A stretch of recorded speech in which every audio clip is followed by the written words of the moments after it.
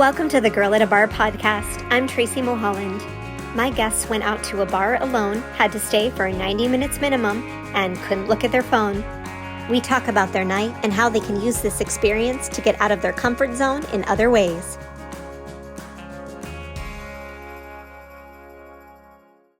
It's a selenite lamp with an S. Ooh.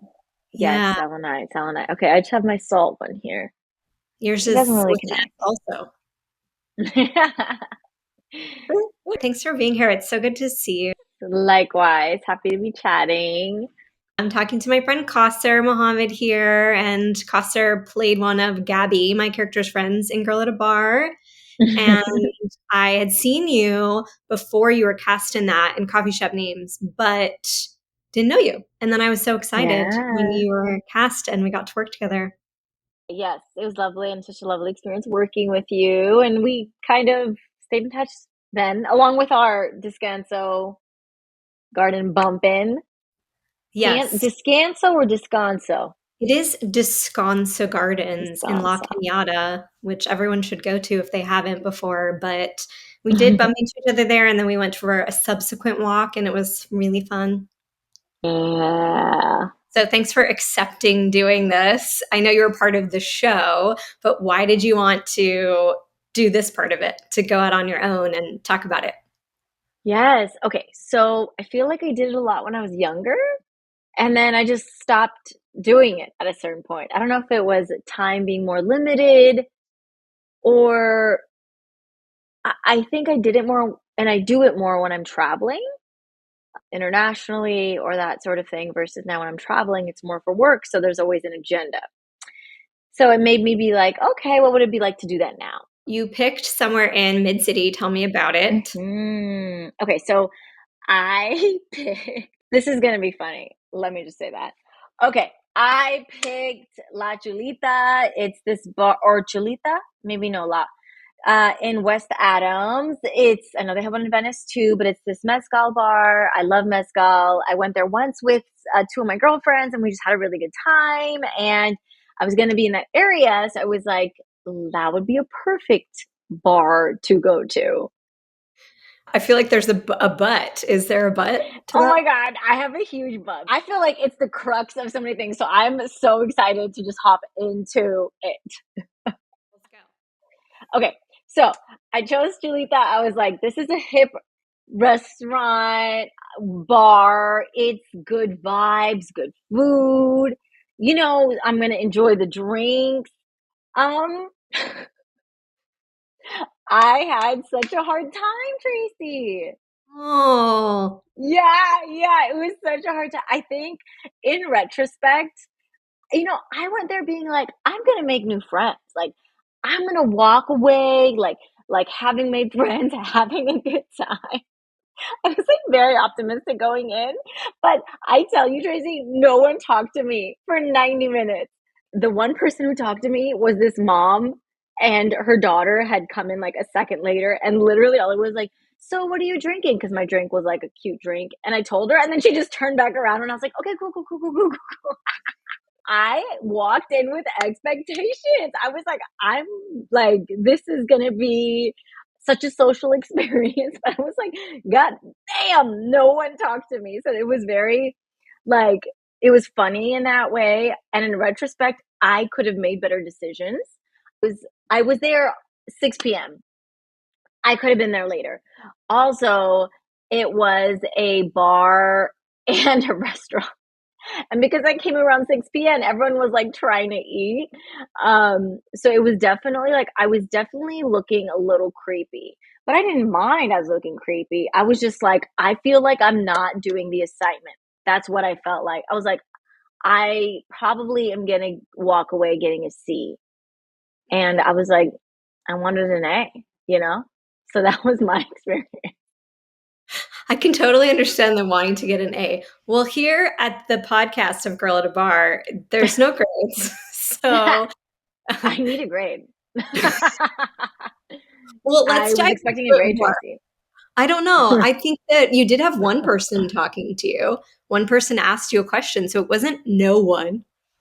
Yeah, that's true. That's true. But I also it made me go down this thing of like, do I give unapproachable energy? And at the same time, I didn't want anybody to approach me. It was this thing where I was like, someone would walk past and I'd be like, oh my God, don't talk to me. Because I realized I actually, when I normally go to bars or when I have gone to bars in the past, I have my journal with me or I have a book with me. And without either of those things on the phone, I was like, wow, I actually like going to bars to be in social, to be outside and like feel stimuli around me. But I've never been one to want to go to bars to make friends, which is something I forgot about myself as I romanticized my going to bars alone in my early 20s. So I think that part too, I was like, I had this roller coaster of emotions where it'd be like someone would walk by and I'd be like, talk to me. No, don't talk to me. So that was my experience. Back and forth, back and forth. Yeah. Yes, there is the rule for no book, no journal, because a few people did ask me about that in addition to the Yeah. no phone. But you bring up a very valid point because I do think that there's a benefit to just being in a social environment with stimulus, Hmm.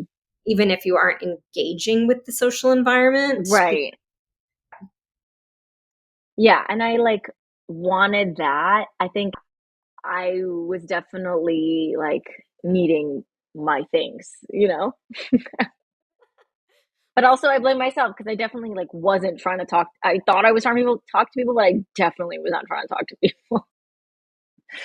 Yeah.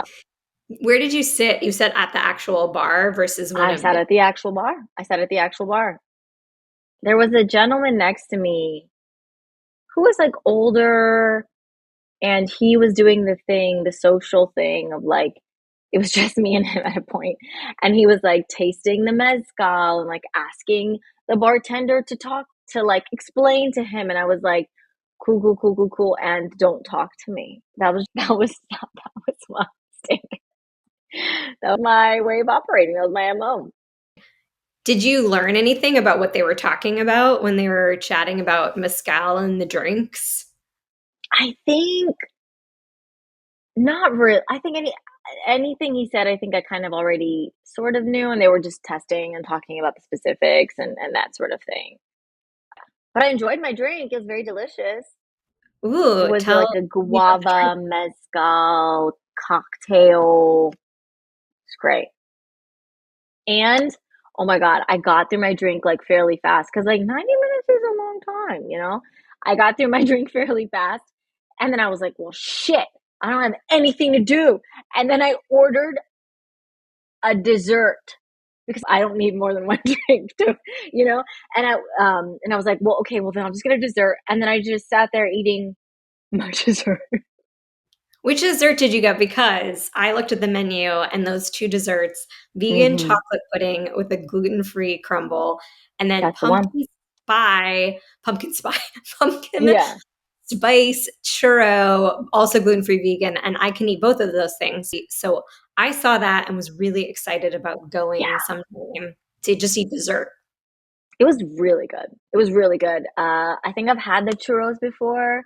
And so the pudding, I was like, well, I'll just do the pudding. Mind you, I didn't really want dessert. Okay. It was still like 7. I needed a real meal, but I was like, I knew that there was food when I got home. So I was like, I'll just eat dessert. Hey, we can eat dessert before dinner as We adults. can eat dessert before dinner. It sounds like it helped get through those 90 minutes, that dessert. Yeah, it definitely, I mean, chocolate makes life better in so many ways. I agree. Thing was like everyone was coupled up there. No one else, like other than the gentleman who had come in around like maybe he must have been there an hour before. We only overlapped like 15 minutes. Everyone had come in with someone. So that was another thing too. Like it wasn't any lone people. But that might also have been a result of me coming in at 6 p.m. to a restaurant and a bar, not just a bar. Did you say what day of the week? Was it a weekday or a It was a weekend? Thursday. Got it. Well, you got some good dessert out of it. You had a I did. tasty drink. Yes. And if anything, it makes you want to try it again, like maybe a straight up bar, not a bar and a restaurant. Yeah. Um, yeah, I think that's how I would do it a little differently. And like maybe more of an 8 I still have to be in bed by 10 because I'm very exciting. But maybe 8. Maybe I'd go out at an 8 p.m. Not a 6 p.m. 8 p.m. bar. I mean, you're welcome to come back and do the podcast again at any point if you want to redo it. Right, right. Be like, I learned how to do it right this time because I need an A. I'm going to give you a gold star, Kausar. I probably should have told you to maybe not go to a place that also had a restaurant because it can be hard. Had you experienced that yourself? It's harder because usually the bar is not as big. How big is that bar there? Yeah. Um, Maybe 10 seats? I'm Yeah. thinking of Gracias Madre would be another example that comes to my mind in Hmm. LA that has seating and then the bar area. But that bar can get Yeah. hot. Have you ever been there? I haven't. I haven't. But and like, I'm sure the Chulita bar could get popping, just maybe not at 6 p.m. on a Thursday. When there's no happy hour, that Oh, that too. Because I think the happy hour was like every day but Thursday or something, or Monday through Wednesday or something like that. so we Yeah. missed it by one day. Okay. Missed by one day. Missed by one day. So tell me about what happens when you come home from a night, not necessarily even out alone, but at night 10, Hmm. but what's the routine? Okay, so I walk in, my dog is like, give me love. So I give him love. I'll check on my partner, but I'm also like, after stimuli of any kind, I'm like, I need to sit on the couch and not talk to anyone and not do anything for like 5 to 10 minutes. That's definitely part of it for me. Either I come home and I'm like ready for bed, or I come home and uh, I like writing at night. I like writing when it's either super early in the morning or super late at night. So if I have energy to work on something, I might do that. But it's kind of between those two things, like immediate knockout or let me like see if the creative juices are flowing, or like checking in with my partner, checking like hanging with at home. The creative juices are flowing or not. So nothing, Yeah, no reading in the afternoons ever. I do when I have to, but it's always harder for me. I'm just not as creative. Like I joke that like I like early mornings and late nights, like when no one's awake, like in the afternoon when people are like doing things, I'm like, leave me alone, let me sleep. Yeah. I don't want to do the things. Yeah. Yeah. This whole thing kind of made me realize like I think I'm more introverted than I've even like let myself realize about myself. Because there was genuineness of like some I don't think it wasn't like anxiety of feeling like, oh, like social anxiety as much as don't talk to me, I don't want you to take my energy. Oh, you that's know? huge insight. I totally get that. Yeah. Do you think Cause that's and changed yeah. since COVID?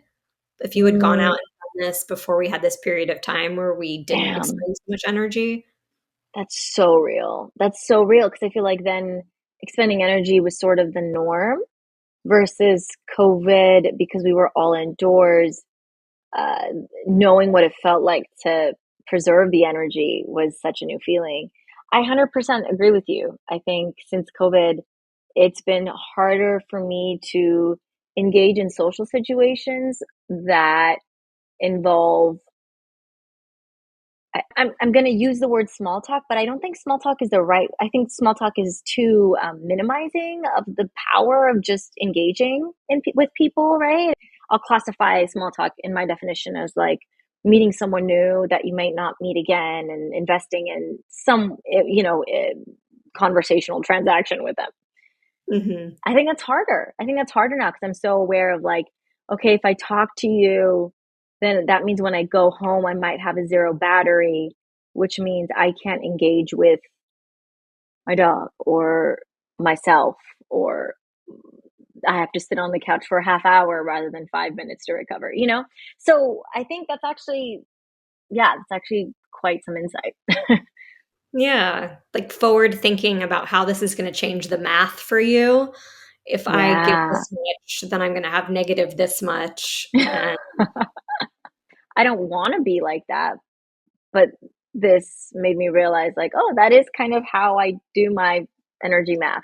More introverted than I realized.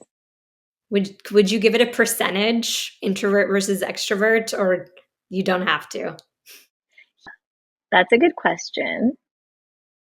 I don't that's kind of hard for me to answer, but I will say I think I come off more extroverted than I actually really am. Um, Unless I'm sitting in a bar on 6 p.m. Thursday and people pick up on the fact that I don't want them to talk to me. But I think in general with friends, I might come off more extroverted, but yeah, I think I'm like high percentage introvert, like 75% introvert. Yeah. I What? think it's harder with people that are you don't know as well too, because there Yeah. could be a certain level of putting on airs or affecting how you're presenting yourself, and that takes more energy. Were you going to ask what percentage I am? Yeah. It's interesting what you said about maybe social anxiety, because I think part of the impetus with doing Girl at a Bar originally was getting out because I was nervous to do things by myself. And I'm not Yeah. sure what part of it was making me nervous. I think I was definitely more extroverted in my 20s. And Mm, then a combination of having Lyme and then being inside from that, and then COVID, and then being inside more from that. I don't know. 60 40, 60 in extra. I yeah. don't know, maybe more extrovert, but I think for me, it's a lot of energy management as well. Just having Yeah. fatigue in general from social interactions, from a myriad of things. Yeah. I think that's so real. I think another thought is the difference between like I think going out now versus like the early 20s while I was traveling or like maybe in a city where I didn't know people. I think the difference now also almost feels like, and I've heard this, right? Like this thing of like after you hit a certain age, like you're not as inclined to like want to make new friends because you sort of have your people. And I am a strong believer. A couple of my newest best friends have been, like in my like adult years. So it's not that I don't believe in that, but I think I have a less of a need to open up to people because I feel comfortable with my social network, which makes me think how different that feels when I'm traveling, or how open to experiences or open to new friendships I am when I'm not in my own home city, where I know that, like, oh, my best friend from literally since I was 12 lives 10 minutes away. I could be at the bar with her right now. So I'm also recognizing that aspect of it too. So overall, this experience has made me very reflective on comfort zones and also battery. Yeah, you mentioned going into it with kind of a mission to make new friends, but at the Right. same time, it sounds like maybe that wasn't as important to you in your current state of life. That's real. I mean, I definitely set out trying to be like, watch me get a bunch of new friends numbers. And it was like I didn't want to make eye contact with anyone. So yeah, yeah, definitely. I think it was very it was a funny learning moment of myself of being like, huh, what do I really want? That leads into my what did you learn about yourself question. So you already answered that. Yeah, I'm more introverted than I realized. Fair enough. And And who I am traveling and whatnot is probably different than who I am in LA. totally. I've had people say they don't want to do this in LA or in their hometown. They want to do it when Mm, they're traveling, and that can open up a different experience. Did you yeah. you were traveling within your own town though? Or did it not feel like travel at all, the essence? Yeah. It didn't, just because I also used to live in Mid City. Um, I think LA still feels like LA, even if it's like at Thousand Oaks, to Inglewood. It all feels like LA to some degree, I think. Yeah, we'd have to drive like 3 hours outside of the city to go to a bar that does not feel like you're still in LA. Right, totally. Versus, I think I remember the last time I've gone out to a bar alone was in New York. I went to It was like a bar bookshop. Literally, that's what I would want in LA. Like, it was a bookstore, but it was also a bar. I can't remember the name.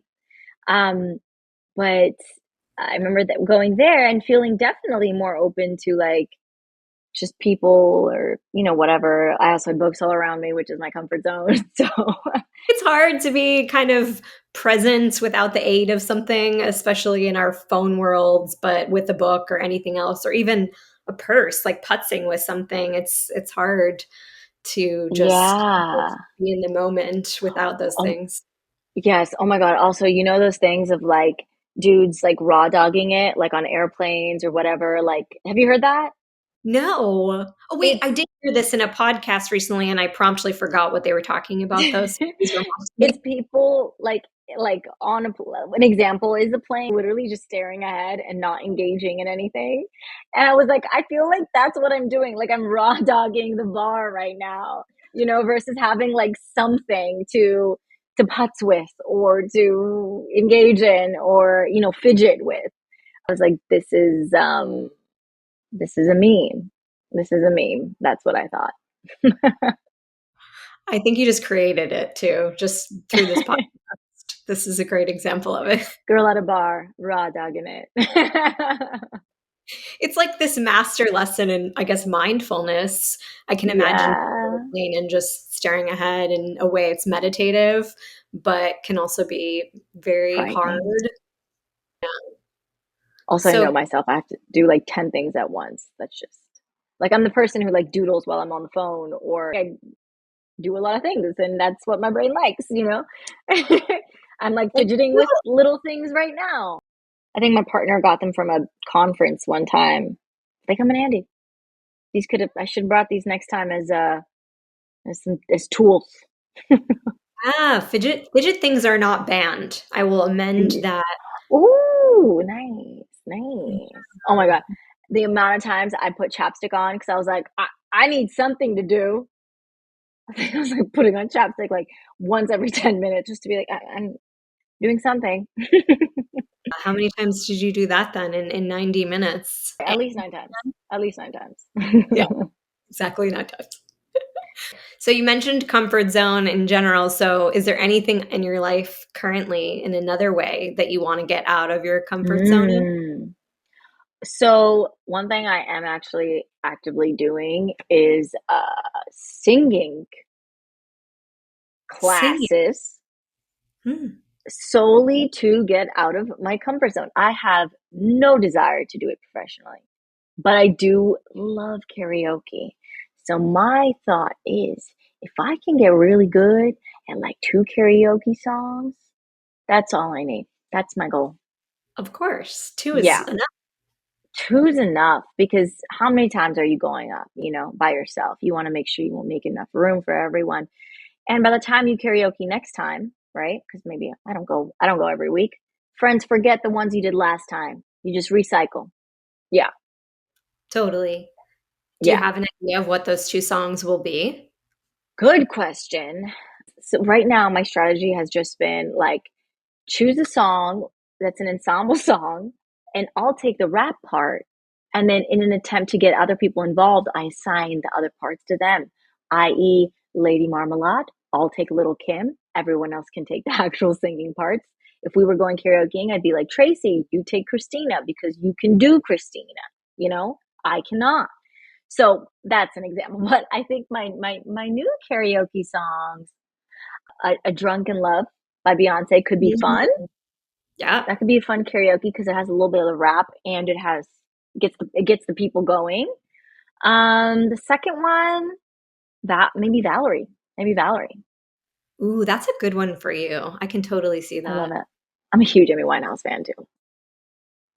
Also, I would never do it professionally, but if I had an alternate thing where I was like, no money, no worries about money, no worries about admission, I would just like start an Amy Winehouse cover band. And I don't need to be good. I just need to have my two songs that work, you know? I think you should do that in addition to the many things that you are doing, which is so many, but I really want you to do that because it could be Just my amazing. Amy Winehouse cover band. You're singing, you could start doing voiceover singing too. This could open up a whole new world. Yeah, I mean, the few class I don't do it. I literally just do it as a hobby when I'm have like I'm like, oh, this month is whatever. But I have realized it's opened up stuff for voiceover too, like just like understanding my voice differently or formally, or being like, oh, this character can be really high, or this, So I definitely, ever since I started doing that, I've started incorporating like vocal warm ups when I'm gonna be on set or recording. So that's been cool. That is cool. I watched Jurassic World Chaos Theory last night, a couple episodes Oh that my you're in. Your voice just god! sounds amazing. I am so impressed by it. Yeah, I really Thank like you, the show. Tracy.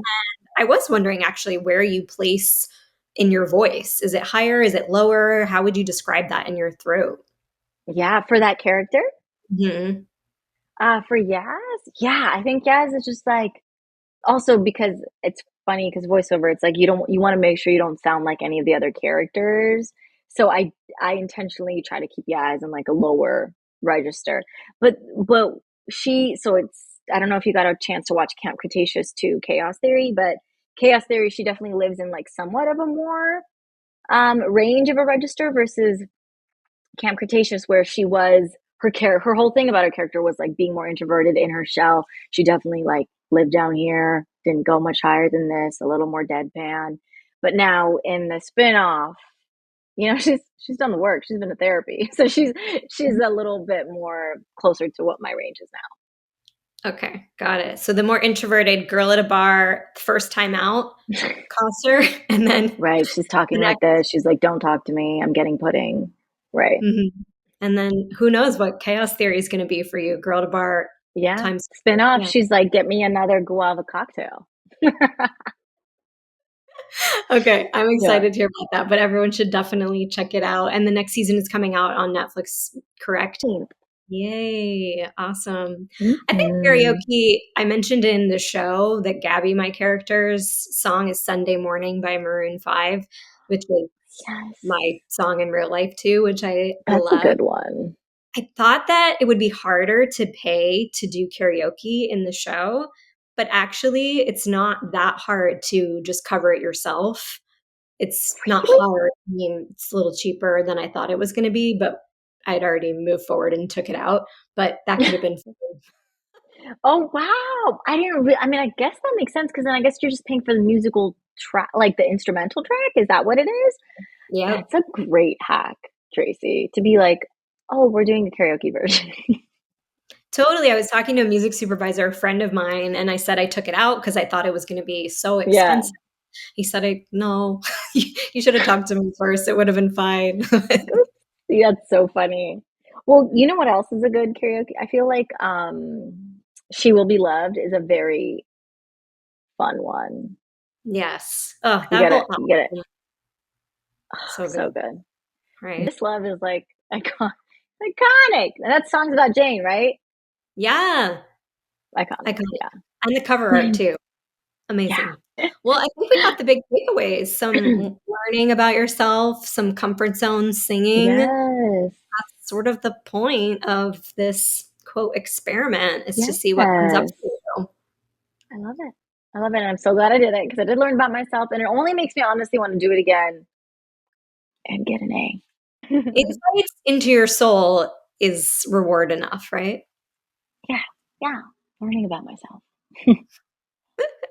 Well, thanks for doing it, and hopefully Amazing. we can go there together and have dessert, and it will be fun. Yes. Wait, I would love that, Tracy. Done and done. Okay, thanks for being Love here. that. Thanks for being a girl at a Yes. bar. Thanks for being in the show, and excited to hopefully see you soon and work with you again too. Yes. So my pleasure. Thank you for having me and giving me this challenge. Challenge accepted. Thanks for joining us for this episode. Be sure to subscribe to the Girl at a Bar channel on YouTube to see video episodes of the podcast and watch the Girl at a Bar scripted series. Thanks to Andrew Hollander for producing the song, Something I Can't Rearrange. You can check out the full version on all music platforms. Please visit girlatabar.com and bayarealyme.org for resources on Lyme disease.